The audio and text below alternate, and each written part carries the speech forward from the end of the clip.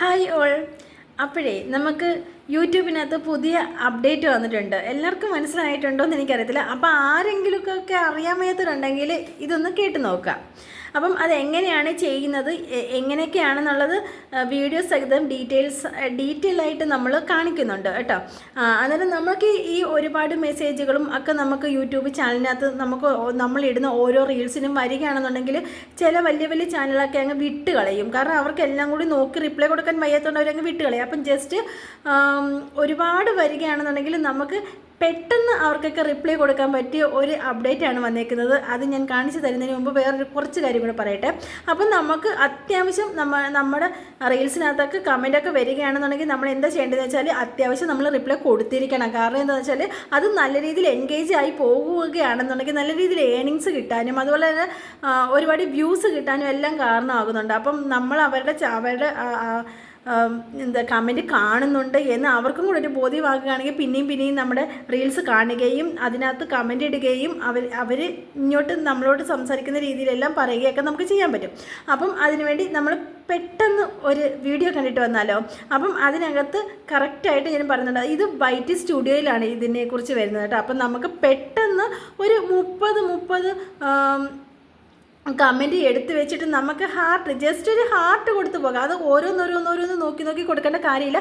പെട്ടെന്നൊരു 30 എണ്ണത്തിന് വെച്ച് നമുക്ക് പെട്ടെന്ന് ഹാർട്ട് കൊടുത്ത് നമുക്ക് പോകാൻ പറ്റുന്ന രീതിയിലുള്ള ഒരു കാര്യമാണ് അപ്ഡേറ്റ് ആയിട്ട് വന്നേക്കുന്നത്. അപ്പം ഇത് നിങ്ങളുടെ അറിവിൽ പുതിയതാണെങ്കിൽ എന്തായാലും ഇതൊന്ന് കണ്ടു നോക്കുക. അപ്പം നമുക്ക് വീഡിയോ കണ്ടിട്ട് വരാം. ഓക്കെ, നമ്മുടെ വൈറ്റി സ്റ്റുഡിയോ ഓൺ ആക്കണം. വൈറ്റി സ്റ്റുഡിയോ ഓൺ ആക്കിയിട്ട് ഇങ്ങനെ നോക്കുമ്പോഴല്ല മെസ്സേജ് ബോക്സ് വരത്തില്ലേ, കമ്മ്യൂണിറ്റി.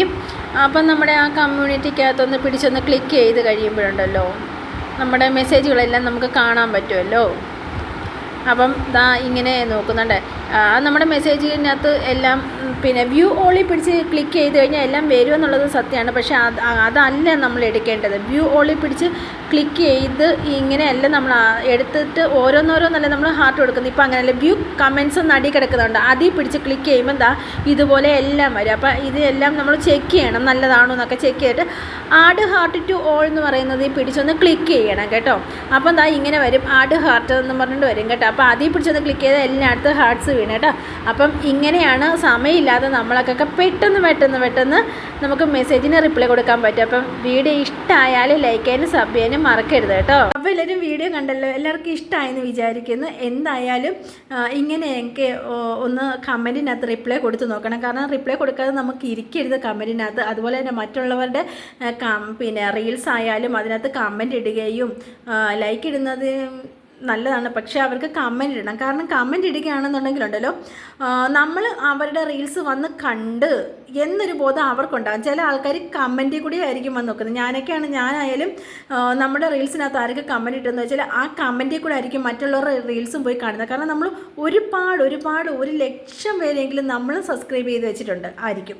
അപ്പോൾ ഇത്രയും പേരെ നമുക്ക് ഇങ്ങനെ എടുത്ത് വെച്ച് റീൽസ് അവർ ഇട്ടോ എന്ന് നോക്കേണ്ട പറ്റത്തില്ല. അപ്പം നമ്മൾ എന്താ ചെയ്യുന്നത്, നമ്മുടെ റീൽസിനകത്ത് കമൻറ്റ് ആരൊക്കെ ഇട്ടിട്ടുണ്ട്. അപ്പോൾ ആ കമൻറ്റിൽ കൂടെ കയറി വന്ന് നമ്മൾ അവിടെ റീൽസ് കാണുന്ന ആ ഒരു ഇതനുസരിച്ച് നമ്മൾ ഓൾറെഡി നമ്മുടെ യൂട്യൂബ് ചാനൽ തുടങ്ങി സ്ക്രോൾ ചെയ്യുമ്പോൾ തന്നെ ഓൾറെഡി അവരത് വന്നുകൊണ്ടേ ഇരിക്കും. അങ്ങനെയാണ് സാധാരണ. അപ്പം ഇത് അറിയാത്തവരുടെ ശ്രദ്ധയിലൊന്ന് പറഞ്ഞെന്ന് മാത്രമേ ഉള്ളൂ. അപ്പം എല്ലാവർക്കും ഇഷ്ടമായെങ്കിൽ ഒന്ന് ലൈക്ക് ചെയ്യാനും സബ്സ്ക്രൈബ് ചെയ്യാനും മറക്കരുത് കേട്ടോ.